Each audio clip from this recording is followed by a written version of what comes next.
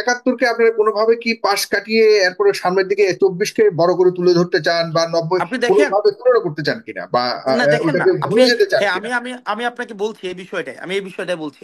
ছাত্রলীগ করেছেন আপনিও, না আমি সার্জিস ছাত্রলীগ করে নাই, না নো নো, আমার আচ্ছা জীবন আমি 1 ঘন্টার জন্য আচ্ছা ছাত্রলীগ করে আচ্ছা নাই, এক আচ্ছা, সেকেন্ডের জন্য না, সার্জিস এক আলমের সেকেন্ডের ছাত্রলীগ। জন্য না। আচ্ছা আচ্ছা, মেকিং ইট বলি ভেরি বলি বলি, অবভিয়াস। শেষ করে শেষ করে, সাগর অনেকের ভাই, ধারণা বলবেন আপনি বলবেন। সার্জিস আলম ছাত্রলীগ করেছেন, করলেও আপনারা আসলে শিবিরের আদর্শধারী ছিলেন। Making it very obvious. আপনারা যদি নির্বাচন করেন, আপনাদের অনেকেরই জামানত পর্যন্ত বাজেয়াপ্ত হবে। নির্বাচনে সফলতার মধ্য দিয়েই জামানত বাজেয়াপ্ত হইতেই পারে। আমরা বারবার করে বলছি যে একাত্তরকে, আমরা বলছি একাত্তরের মধ্য দিয়ে আমাদের দেশটা জন্ম হয়েছে, কিন্তু হুম। দেশটা যে উদ্দেশ্যে জন্ম হয়েছে, দেশটা যে কারণে জন্ম হয়েছে, সাম্য, ন্যায় বিচার এবং সামাজিক যেই মর্যাদা, আমাদের সেগুলো পূরণ হয় নাই। দেশটা আমাদের যেহেতু পূরণ হয় নাই, এই কারণে আবার আমাদের 90-কে ফেস করতে হয়েছে। আবার 90-এর পরে আবার আমরা প্রতারিত হয়ে আমরা আবার 24 আমাদেরকে ফেস করতে হয়েছে। তার মানে আমরা তো একাত্তরকে আমরা এখানে যে ডিজোন করার যে প্রবণতা, আমরা তো ডিজোন এখানে করছি না। আমরা তো কোথাও কোনো জায়গায় আমরা যে একাত্তরকে ডিজোন করি, বিষয়টি কারণ মোটেও একাত্তরের এমন ডিজাইন না। করার সবচেয়ে বড় নিদর্শন তিনি যেটা বলেছেন, যে আপনারা একাত্তরের চেতনাটাকে যেমন লালন করেন না, এবং একাত্তরের পর যে সংবিধান, প্রথম সংবিধান, একাত্তরের সেটাকে চেতনা আপনারা কি কবরস্থ ভাই? করতে মানে চেয়েছেন। আমাকে কিছু বুঝান, মানে হুম। একাত্তরের চেতনাটা কি? মানে মানে ইজ ইট ট্যাঞ্জিবল, মানে is it something we can touch, মানে we can somehow evaluate in numbers, মানে এই চেতনাটা কি? আওয়ামী লীগ এই চেতনাটা How বুঝাইতে পারে we নাই, can এই eat, প্রজন্মকে বুঝাইতে পারে নাই। হুম হুম we হুম can eat. হুম হুম। হ্যাঁ, মানে এটাই তো, মানে এই যে আওয়ামী লীগ চেতনা এটা চেতনা একটা করতে এটা একটা অনুভব, এটা একটা অনুভব, আমরা নতুন অনুভব, স্বাধীনতার আর ইয়েস। অনুভব। কত আর কত অনুভব করতে করতে হ্যাঁ, তো আমরা বড়ই এই চলে হ্যাঁ, সেটা অনুভব। তো আসি। সে সারা জীবনই থাকবে, বাংলাদেশ যতদিন থাকবে সে ব্যাপারে কোনো সংখ্যা, হ্যাঁ, কিন্তু কথা এবার হলো অন্য সেই দেশে তো জায়গাটাকে এরকম আমরা করে না, চিন্তা করছি কিনা। অন্য দেশে তো এরকম করে না। দেখেন এই ঠিক যে আছে। হুম অনুভবটা, এখন হুম এই অনুভবটা কিন্তু আপনি শুধুমাত্র ভার্বালি, সারাদিন ভার্বালি আপনি বলে যাবেন, আমি কিন্তু বলছি, শুরুতেই বলছি, আপনি ভার্বালি সারাদিন ধরে বলতে থাকেন, এই মানুষের কিচ্ছু আসে যায় না। এই এই অনুভবকে, এই চেতনাটাই আপনার প্রকাশ হবে কর্মের মধ্য দিয়ে। আপনি হুম। সামাজিক ন্যায় বিচার না, প্রতিষ্ঠিত কিন্তু করতে আপনারা কি পেরেছেন কিনা? একাত্তরকে আপনারা কোনোভাবে কি পাশ কাটিয়ে এরপরে সামনের দিকে 24-কে বড় করে তুলে ধরতে চান, বা 90 আপনি দেখেন, কোনোভাবে তুলনা করতে চান কিনা, বা না দেখেন না ওটাকে আপনি, ভুলে যেতে চান হ্যাঁ কিনা? আমি আপনাকে বলছি এই বিষয়টাই, আমি এই বিষয়টাই বলছি। আপনি যখন চাচ্ছেন যে আমাদের দেশের প্রতিষ্ঠানগুলো ইন্ডিপেন্ডেন্টলি ফাংশন করুক, এটা কি একাত্তরের চেতনা? আপনারা যেটা চেতনা বলছেন, এটা কি একাত্তরের, এটার জন্য কি মানুষ যুদ্ধ করে নাই যে প্রতিষ্ঠানগুলো প্রপারলি ফাংশন করবে, সেখানে সামাজিক মর্যাদা থাকবে, ন্যায় বিচার থাকবে, সেখানে মানুষের মানুষ নাগরিক হয়ে বেড়ে উঠবে, হ্যাঁ, সেটা রাষ্ট্রের সেটা প্রতি সেকেন্ডারি অপশন ছিল, বাট মূলত আমাদের ডিমান্ড ছিল যে আমরা স্বাধীন সার্বভৌমত্ব একটা ভূখণ্ড চাই। সেটি তো হয়ে আছে, সেটির মধ্যে এখন আমরা দেখেন, কি করছি না না করছি নিয়ে স্বাধীন, বিতর্ক তো হবেই। স্বাধীন স্বাধীন সার্বভৌম, এই যে সার্বভৌমত্ব, এটাও তো একটা সাবজেক্টিভ বিষয়। এটাও তো এমন কোনো অবজেক্টিভ কিছু না, এটাও তো অনুধাবনের বিষয়, এটাও অনুভবের বিষয়। সার্বভৌমত্ব কিন্তু বিষয়টা এমন না এটা কোনো ধরনের কোন ইভ্যালুয়েশন করা যায়, কোয়ান্টিটেটিভ হুম, ইভ্যালুয়েশন রয়েছে।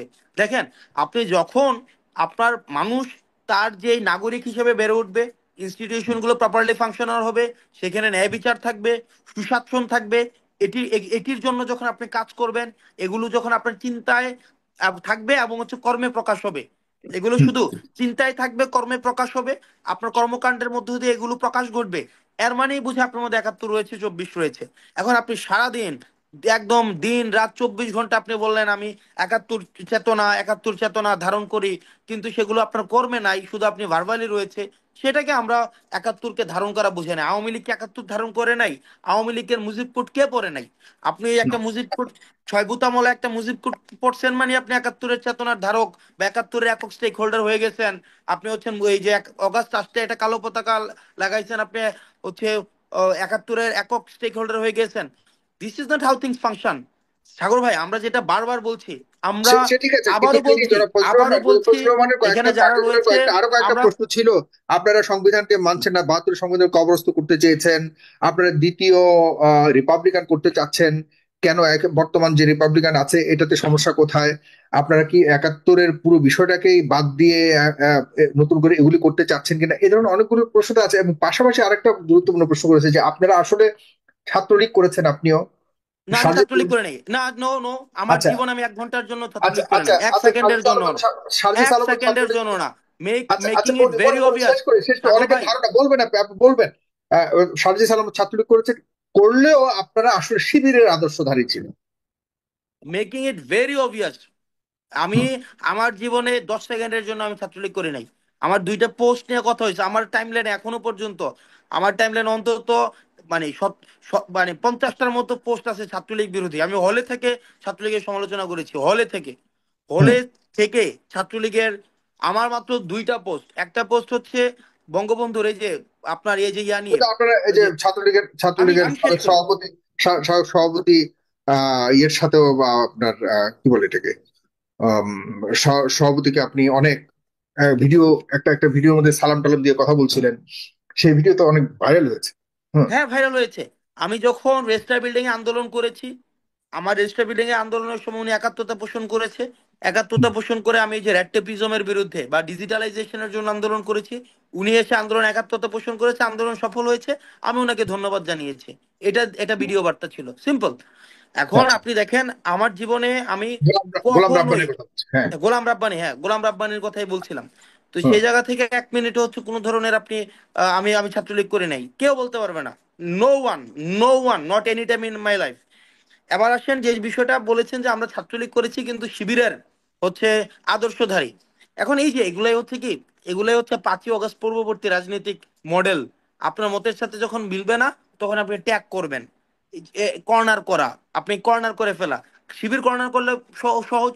কারণ শিবির করলে কি, শিবিরের যে ন্যূনতম মানবিক যে মর্যাদা থাকে, এমনকি একটা পর্যায়ের মধ্য দিয়ে আমরা যাই নাই সাগর ভাই, যখন হচ্ছে কাউকে শিবির ট্যাগ দিলে হচ্ছে কি আপনার তার যে এই ন্যূনতম বাঁচার অধিকারটাও থাকতো না। আমাদের ক্যাম্পাসে একটা ধারণা প্রচলিত ছিল যে দুই ধরনের মানুষকে কেউ বাঁচাইতে আসে না। এক, তাকে যখন শিবির ট্যাগ দেওয়া হয়। দুই, তাকে যখন নারী ঘটিত কোনো অভিযোগে দোষী সাব্যস্ত করা হয়, তখন ক্যাম্পাসে মারলে তাকে আর কেউ বাঁচাইতে আসবে না।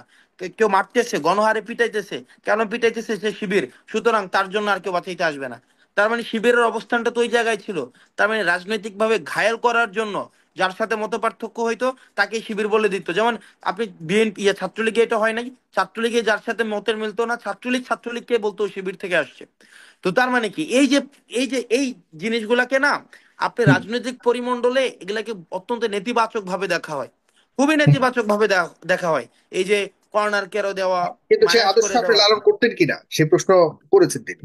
কোনটা লালন করতাম এই কিনা? যে শিবিরের আদর্শ আসলে আপনারা আসলে যেই রাজনীতি হয়তো আপনি ছাত্রলীগ না করলেও আপনারা সবসময় শিবিরের আদর্শ লালন করার কারণে এখন দেখা যাচ্ছে যে আপনাদের এই 71 নিয়ে সন্দেহ, এবং আপনারা সংবিধান কবরস্থ করতে চান, আপনারা নতুন করে আবারও গণপরিষদের ইলেকশন করতে চান, যেগুলো না বুঝে করতে চান, এই ধরনের অনেক কথা তো উঠছে। দেখেন 72-এর সংবিধান, এই 72-এর সংবিধান কি আপনার আশা আকাঙ্ক্ষার প্রতিফলন ঘটাইতে পারছে? হ্যাঁ, করতে পারেনি, বাট চেষ্টা তো চলছে, এবং অনেকবার 16বারের মতো আপনার সংশোধন হয়েছে। তারপরেও তো মানে সংশোধন করেই তো এগুলিকে করা যায়, একবার কবরস্থ করার বিষয়টাকে তিনি। সংশোধন সংশোধন সংশোধন হচ্ছে কি, ক্ষমতাসীন সরকার তার সুবিধা মতো সংশোধন করে নিয়েছে অ্যাজ এ পলিটিক্যাল টুল। একটা পলিটিক্যাল টুল হিসাবে এই কনস্টিটিউশনকে ইউজ করা হয়েছে। হুম। সেটাই আপনারা যদি করেন, কিন্তু একদম কবরস্থ করার বিষয়টাকে তিনি অভিযোগ করেছেন, বা তিনি এটাকে নিতে পারেননি আর কি। হ্যাঁ, উনি উনি ওনার জায়গা থেকে, ওনার রাজনৈতিক জায়গা থেকে উনি অভিযোগ করতেই পারেন। উনি আমাদেরকে ট্যাগ করতে পারেন, উনি আমাদেরকে ব্লেমিং করতে পারেন। এটা ওনার জায়গা থেকে উনি করতে পারবেন, কিন্তু সেটা কতটা ন্যায্যতার ভিত্তিতে উনি অভিযুক্তি দিয়েছেন সেটি ওনার হচ্ছে ওনার প্রশ্নের জায়গা। অভিযোগের শেষটা ছিল যে আসুন, চ্যালেঞ্জ ওনার, যে আপনারা যদি নির্বাচন করেন আপনাদের অনেকেরই জামানত পর্যন্ত বাজেয়াপ্ত হবে। নির্বাচনে সফলতার মধ্য দিয়েই জামানত বাজেয়াপ্ত হইতেই পারে। আমার বয়স হচ্ছে 27 বছর, আমার জামানত বাজেয়াপ্তের মধ্যে লজ্জার কি আছে? আপনার উনার বয়সে আমি কত, 70+। আমি এখানে আমার আজকে থেকে 30 বছর পরে আমার যে বয়স হবে, বর্তমানে রাজনৈতিক অনেক দলের নেতারা রয়েছে যাদের বয়স এর অন্তত আরো 20 বছর বেশি। 30 বছর পরে আমার যে বয়স হবে, হুম। বর্তমানেই তাদের বয়স অন্তত আরো 20 বছর বেশি। তো সুতরাং জামানত বাজেয়াপ্তর বিষয়টি, এটা তো মানে এটা নিয়ে তো লজ্জার কিছুই নাই। বরং আমরা কতটা রাজনৈতিকভাবে ন্যায্যতার ভিত্তিতে রাজনৈতিক গণমানুষের ন্যারেটিভটাকে আমরা কতটা আমরা দৃঢ়ভাবে আমরা ধরে রাখতে পেরেছি, সেটাই হচ্ছে আমাদের বিষয়। আমরা কতটা মানুষের ভাষায় কথা বলতে পেরেছি, মানুষের দাবিগুলো মানুষের কাছে নিয়ে যেতে পেরেছি, আমরা কতটা ন্যায়ের পথে থাকতে পেরেছি, বাংলাদেশের পক্ষে থাকতে পেরেছি, সেটি হচ্ছে মূল বিষয়। এখন সেই জায়গায় যদি জামানত বাজেয়াপ্তের জায়গাটি হয়ে থাকে, উনি ওনার জায়গা থেকে ওই রাজনৈতিক স্পেস, ওই জি। প্রবণতা, ওই যে নাক সিটকানোর মনোভাবটি থাকলে থাকতে পারে, সেটি ওনার রাজনৈতিক, আমি কিন্তু বলবো যে বিএনপি কে রাজনৈতিক। আপনারা আসলে রাজনৈতিক ভাবে কি মনে করেন? বিএনপি কে এখন এই বর্তমান পরিবর্তিত বাংলাদেশে বিএনপি এবং জামাতকে আপনারা কিভাবে দেখেন? বর্তমান ক্রিয়াশীল যে রাজনৈতিক দলগুলো রয়েছে, আমরা বলবো যে আহ, সময়ের সাথে সাথে মানে রাজনৈতিক, আমাদের কাছে মনে হয়, আমার এখানে আমি তো শুরুতেই বললাম যে এখানে রাজনীতি করে আমার বয়সের ডাবল বয়স রাজনীতি করে অনেক মানুষ রয়েছে। আমি এখানে পরামর্শমূলক কোনো বিষয় না, আমার অনুধাবনের জায়গাটা, আমার যেটা হচ্ছে observation. I am not being kind of, যে থাকে না যে আমি অ্যাডভাইস দিচ্ছি, বিষয়টা এমন না, বাট আমার অবজারভেশন, যেটা অবজারভেশন হচ্ছে যে সময়ের প্রয়োজনটা বুঝতে হয়। হুম। সময়ের প্রয়োজন, মানুষের প্রয়োজন, এই প্রজন্ম কি চায়, এই সময়ের কি কি